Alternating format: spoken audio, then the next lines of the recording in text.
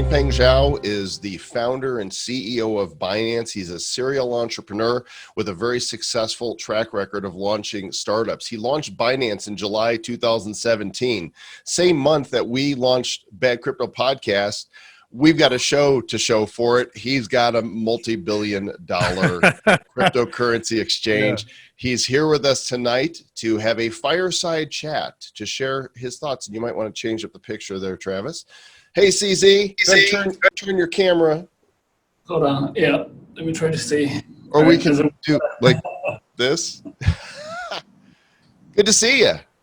Good to see you, Joel. It's been a while. Yeah, I know you're a very busy guy, so we appreciate you making time to come and speak to this global audience tonight. Thank you. Thank you for having me. And it's a fireside chat, so I wanted to add some fire to the thing. Oh, wow, nice. Well, you guys can use all the best features in Zoom. There we go. I've got some fire too. All nice. The fire. You know, when you started this thing in 2017, you were looking at the market and you're like, oh, there's room for another exchange that does some things differently and some things better. Did you ever in your wildest dreams think that, 180 days later, you would have the largest crypto exchange in the world? Yeah, no, we honestly did not have that. Well, our expectation at the time, our goal was let's try to reach number one in 3 years. So 3 years was the target. So that's the target we set. But, sometimes you get lucky. Yeah, how was that ramp up period? Because here you are, you're like, all right, we want to be number one in 3 years. You're number one in 6 months. Like, what kind of scaling issues did you have at that time? Because for one, people want to be able to trust it. They want to make sure that it's going well and it's not crashing. And you guys did a great job of scaling this thing up. What were some of those things you had to overcome early on as you were scaling the company? Sure. Basically, as soon as we started, we kind of identified there was a number of key issues in the industry at the time. Customer support was very bad. Matching engines are very slow. And also users' interfaces are very clunky. You have to scroll back. On one single web page, you have to scroll back up and down to trade. And there's no mobile apps. And of the two crypto-to-crypto exchanges that was big at the time, they were only in English, only on web. So there's and only basically targeting Western users. So we thought there was definitely room for another exchange. So the same as 200 other people every day. So I think every day there's about 200 new exchanges coming online. Then and even today. We did customer support was one of the hardest things to scale. So everything else we can just buy more servers. It's more of an online platform-driven business, and especially in those early days where we didn't have a lot of the standard operating procedures, we didn't have all the FAQs, all the training materials. So everything coming in was relatively new to us, and I was doing quite a lot of customer support. There was tricky issues like how do you deal with law enforcement requests? How do you deal with a user claiming to be somebody else, etc. So there was a lot of tricky stuff that in the early days that basically gets escalated to me. And I think basically in January 2018, in the last in those few days, we were trading also about 11 billion trading volume per 24 hours. We had a lot of customer support issues. And last night, this morning, we're back at that volume. So we're now at all-time high volume now. And we're again actually seeing some customer support queues being formed. So we're trying to go through that. But now this time the team is much larger, much more equipped. So we had a lot of different issues, both on the server and on, but if I can recollect, most of the server issues are easier to solve. The harder issues are mostly on the customer support side. And what you just said, I just saw this story on Cointelegraph from the all-time high today. You tweeted out, last time we seen 11 billion was in January 2018. We've seen all-time high in trader numbers for a while, but volume-wise, today is a new record. 11 billion in trading volume over the past 24 hours. Wow. Yeah, so I was surprised as well. In fact, I actually got woken up at about 3 a.m. my local time. because the volume is high and everyone's like, okay, well, let's wake Susie up just to make sure everything's okay. I thought maybe you had like an implant that goes off when the volume goes, super high. No, it's just a regular cell phone, so the technology works. That's great. Yeah. Go ahead. So just to add a little bit, when Binance first started, we were processing withdrawals manually because we wasn't trusting the risk engines that much. So that was also a big bottleneck for the first month or so, or for the first month and a half. So this is something that most people didn't know. So you actually can launch an exchange and grow really quickly just using manual processing of withdrawals. So now everything's automated, of course, but so that was something else that we had to deal with back then. Yeah, sorry, go ahead. Yeah. No, very cool. So I want to see, so for one, thank you so much for setting up the Binance Charity. And, we've had so many great conversations with Jared Wynn and Helen and the team over there. You guys are doing some amazing things with your COVID for crypto. And we're very, blessed to be a partner with you guys. And half of the proceeds of all the VIP tickets for this thing, we have going to your charity. Maybe talk about the genesis behind and the origins of setting up the charity aspect and making sure that it's so transparent and sort of, it seems like you're kind of rethinking charity and making it so transparent. So from our perspective, we think it's very good. We'd love for you to share about this. Sure. So the transparent charity idea is not new at all. In fact, I still have a paper that I written in 2014. It's published on GitHub. It's public for people to view. And on GitHub, you can see the last updated timestamp. So blockchain offers this innovative way, this new way of having transparent accounting, a transparent ledger. So this can easily be applied to charities to make it more transparent to ensure all the funds go to the end beneficiaries. So this idea is like I had in 2014, and also a crypto to crypto exchange. Everybody had the idea when they joined crypto. I was talking with other people about the idea in 2013. So a lot of the ideas, but the charity project is only possible now because due to Binance's success. So in 2014, I wrote a piece of paper, tried to push it, but didn't go anywhere. In 2017, 18-ish, we said, well, we now have the means and resources to do this. So let's do this again. There's a few reasons to do it. There's a few advantages. Number one, we solve the problem of transparent charity. Number two, I do believe any organization, most profitable organizations today should do social impact projects. It's part of giving back. It's part of doing the right thing. I think in business, we should do the right thing, but also once we are able to, then we should also do charity work. So just helping, finding strategic places where we can help people in need. Unfortunately, we can't help everybody who needs more money around the world, but we want to find places where that's very strategic. And for crypto, there's actually a lot of benefits. Number one is like increases adoption. Look, if I'm going to give you some donation in crypto, you are more likely to go and get a wallet or register an account on exchange to accept it. So it increases, that type of adoption is a positive first contact for a lot of people. So it does increase adoption, and it also fix the sort of negative image that was very often associated with crypto owners, thinking everybody who owns BTC is a drug lord. So that solves that. That kind of helps with that kind of narrative as well.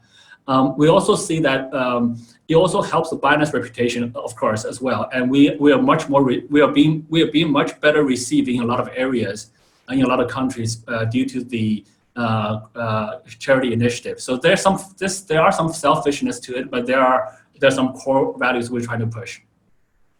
Well, speaking of transparency, you recently made an acquisition of the most popular site for, having data related to the crypto space, CoinMarketCap. It's a significant purchase. And actually we had Mati Greenspan was on last night sharing his thoughts, and he wanted to know how you manage the ethical boundaries of owning this accumulator of so much data and using that responsibly as the world's biggest crypto exchange. Sure.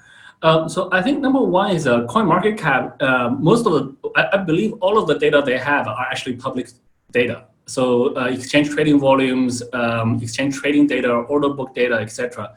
Most of those are data that's streamed publicly to anyone who's visiting those exchanges anyway. So it's more like a public data aggregator. So it is one of the most popular, well, it is the most popular place for people to go find that information. So it's a very useful site. I think there's a couple of different concepts there. There's independence, there's neutrality, and there's value to users. And there's sort of fixing problems the team has. So what the product has. So there are the influence it has on the community. So there's a number of those things. The team is relatively independent, but they are part of the overall larger sort of Binance ecosphere, as we say. The acquisition is 100%. So we do own it 100%. So we do have control if we want to interfere. But I do want to, for all of even for all of the Binance teams, each team operates very independently. So Binance Futures is an independent team. Binance Spot is an independent team. P2P trading is an independent team. Cross Wallet is a very independent team. WeatherX, the Indian exchange, is an independent team. So this independence. Independence does, but we also have matrices that they need to sort of milestones they need to achieve. So both usually those are user numbers, etc. And to achieve user number growth, they need to provide a valuable platform. So they need to solve some of the issues that users are complaining about. Right now, users complain about two big issues: the trading volume ranking, the fake volumes exchange report, some of the exchange report, and then some of the scam projects that people complain about that's being listed on there. And then there's a neutrality piece of it. So I think that's the part people are most concerned about, which is CoinMarketCap do interface with many other exchanges, and will their ratings continue to be neutral? And I think yes. So Binance does not get any special favors from that perspective. And also, if Binance wants to buy an ad on CryptoMarketCap, Binance will pay for it. So, but to us, it's more left pocket, right pocket. One team pays the other. But I think that economics still plays even within the Binance ecosphere. This way, accounting is a lot easier. How valuable each platform is a lot easier. The market value is a lot easier to determine. So we will continue to do that. Yeah, I think basically people are naturally worried that now CoinMarketCap, a data aggregator, now is owned by an exchange or by Binance. But I think over time, people will see how we manage it. We will keep it very neutral, and we'll just see how things go. Great stuff. My next question is around, you got some interesting developments that you popped up here recently. And one is BUSD, and the other one is these Binance mining pools, and how the mining pools are doing some really interesting things in ways that other cryptos maybe aren't mining. You want to maybe talk about those topics? Because it seems like you guys are always over there innovating and creating new things. And I think this is some stuff that people need to know about. Sure. Yeah, so Binance teams are organizing a very loose structure. So it's very, it's good in the sense that everyone gets a lot of freedom, and they get to do a lot of things, different things they want to do, and this is why there's so many different projects being worked on, etc. My understanding of the world is when people are working on something they want to work on, they do a much better job than working on something that somebody else asked them to work on. So we give a very high degree of freedom, and luckily almost all of the work in Binance is interesting. Just different people have different interests, so they work on different things. We are loose. We give freedom to the point where it's very chaotic. It's actually if you join the Binance team, you actually couldn't. It looks completely like chaos. So you can't find any. We have the reverse side of the problem, but from an innovation perspective, it does go quite well. Most of the bigger projects, like a mining pool, sometimes the idea comes from the individual, sometimes it comes from a conversation. We'll sit down and we'll draft out a few targets or a few OKRs or matrices that like I say initial target, and then they go away and they either hire people or drag people steal people from other teams and then go build it. But we care about execution, so everything launches. So on the BUSD side, we launched it about a year or so ago, and now it's slowly getting traction. Very recently, BitPay integrated that into their payment system. So now you can use BUSD to pay for stuff like they accept people from 50 states from United States and also globally. So that's a really strong development. So BUSD is also accepted by Bermudian government to pay for taxes. So that's also a very strong endorsement. BUSD is also regulated and fully audited by financial audit firms and fully regulated by NYDFS, which is one of the stricter regulators in the world. So there's full transparency that the cash reserves are there, they're fully audited, etc. So it's a fairly transparent and peace of mind stablecoin. So that's going quite well. The mining pool is quite interesting as well. It came from a more casual conversation. And the mining pool, we just said, look, the Bitcoin mining is relatively centralized right now. There's a few large mining pools that have a lot of influence. And we want to throw our name in the hat and just say, look, we want to provide a mining pool as well, so that there's a slightly more distribution. We do have a reputation and also influence on users. So on the day of launch, we actually ranked 11th in the world of all mining pools. So it's not super big, but it's also not super small. So you guys had to buy a whole lot of equipment and different servers all over, or was this existing equipment that you had, you just consolidated it, or you bought a bunch of equipment for this specific purpose? I actually don't know. My understanding is we're running a mining pool, not a mining farm. So we basically, we run mostly like a bunch of servers that runs a mining pool software with some configurations and etc. We talk to other mining farms who have mining equipment to join our mining pool, and they basically a lot of them are very supportive, and we actually got a pretty decent hash rate right now. So based on the hash rate we have right now, we should be about 1 or 2 blocks a day based on the hash rate, because we're still quite small. But on the first day of launch, we were really lucky. So we actually had 4 blocks.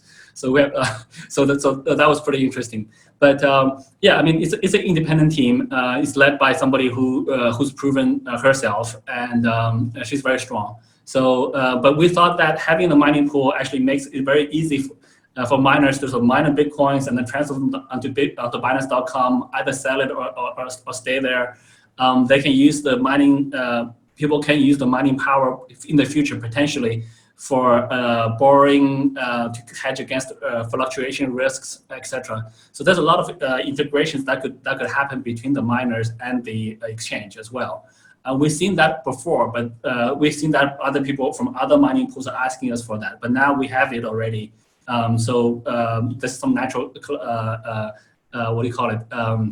synergies there. So we hope to be able to provide more value services to our users. Yeah. We have the millionth biggest mining pool, so we're just going to try harder. One day we'll get there. You are not a guy who minces his words, and there was a kerfuffle, as some of us say, a couple months ago. Binance delisted Bitcoin SV, and you came right out and said that Craig Wright is a fraud. For being the biggest exchange and pulling that from, it's still as a top crypto. Are you also going to pull it off of CoinMarketCap? Not right now. So the short answer is no.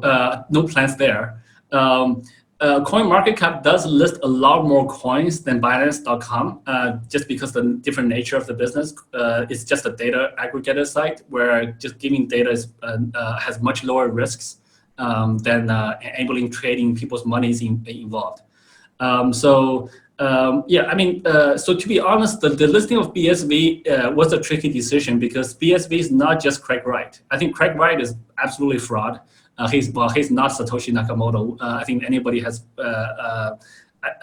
who understands crypto knows that. Hey, don't talk about my uncle like that. I'm Travis Wright. We're not related. No, don't worry. That's okay. That's not true. So, but BSV does have a following somehow. Especially among Chinese communities or some. So what's interesting is After we delisted it, some of the other exchanges feel that there's no other liquidity, and they can. There's probably large traders who think that it's easier to manipulate the prices of that coin. So that's probably the easiest coin out of the top 10 to manipulate prices right now. So people do so it does have high fluctuations, which actually draws in a lot more traders. So it's one of those tough decisions, but I think given that Craig Wright is so heavily associated with it, it's not worth to list it on Binance.com. But at the same time, I don't see the need of removing them from CMC just yet. So we'll see. Just yet. That's you've left it wide open to pull that down. Nothing's permanent. Anything could change at any minute. So I never guarantee or promise anything in the future. But right now, there's no plans. Yeah. So I want to ask a question here about. So there's been some stuff going on with a lot of different crypto projects and exchanges, and with the SEC, like this one firm, they went and they filed a whole bunch of different lawsuits against everybody, like that was doing business for the most part in America, and it seems to be killing innovation in America because there's so many people out there that are litigious, and I think that brings down, our environment overall, our community, because, we can't be so legit. We're trying to grow this thing. We're trying to build this, this amazing ecosystem, and then the regulation comes in and over-regulates in some ways and kind of kills that. Is there anything that you can talk about, that stuff that's going on with the SEC? I know that you ended up having to essentially – you take Binance.com and out of America and create your own new Binance.us and do business separately in America. Is there anything that you can clarify about how doing business in the crypto world in America is and how it's changing? Sure. So I think there's a few different topics you mentioned there. I think regulatory-wise, U.S. Right now, to be honest, does not have super clear regulations, but the regulatory agencies do have a lot of power. And we don't want to step on the wrong guy's toes. So we worked with BAM Trading Services in the United States, who's our local partner there. And we set up an independent Binance.us exchange that's targeted to service U.S. citizens or U.S. residencies. So in every country we operate, we want to be fully compliant, working closely with the regulators. We don't want to piss off anybody. And so far, I don't think we have. We want to be very cautious there. Whether the regulations are too unclear or too tough, too restricted, etc., I do think that it's probably a little bit overly restrictive in the US, to be very honest. It's just a large country, very established, multiple agencies, multiple states, a lot of, it's a mature traditional financial services market. So it comes with a lot of baggage. So I think it would be good if somebody could actually actively loosen or draft a new set of regulations for cryptocurrencies. I think that will encourage more innovation. And also some of the crypto specific licenses are very strict in the States, and to the point where I do think it's stifling innovation. That's a personal opinion. Everybody have different opinions, and I may or may not be right.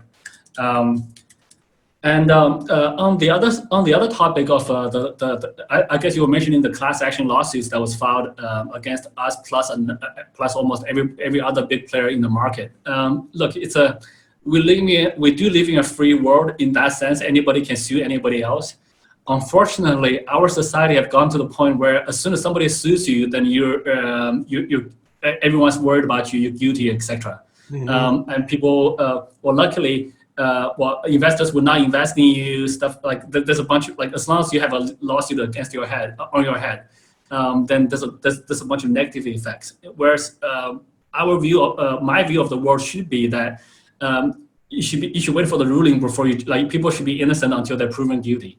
That's the amen, brother. That's the American way right there. Yeah, that's the way it should be. It should be. So, but we're seeing some conflicting effects where I think humans on this, our fundamental philosophy says we're innocent until proven guilty, and then but the way business works right now in a lot of countries, other people are unwilling to deal with you if you have a lawsuit hanging on your head. But it is a lawsuit. Anybody can sue anybody. Our lawyers are handling it. So they asked me not to comment on it. So we'll just see how the lawsuit turned out. Yeah, so we'll just have to see how that goes. So no comment. There's a little bit of irony here because while we've been talking, I received this email from Binance.us, earn 0.25% cash back when you buy crypto. I think you probably told them, make sure Joel gets this email while we're talking. We appreciate you coming on, and in closing, if you can give a hint, what is next for Binance? What big efforts are you planning? So to be honest, we have a lot of small sort of new projects kind of in the labs, in the experiment stage. But my fundamental focus, like for example, I did not know about that email at all. And I did not know they have a program like that. Binance US is ran by Catherine Cooley, and they run a fairly tight ship and independent team. From my perspective, so as I was telling one of the other private conferences we had very recently, just about a week ago, they were asking everyone. They were asking everyone the question, "What keeps you up at night?" So my answer there was like, when crypto price goes up, we just need to make sure the system can handle it. So I think yesterday we handled this morning, in the last 12 hours or so, we handled it quite beautifully. That's kudos to the team. So that's what I'm focused on mostly. So just to make sure that we provide the right services to our users. It's very basic. I think Coinbase actually went down today with Bitcoin.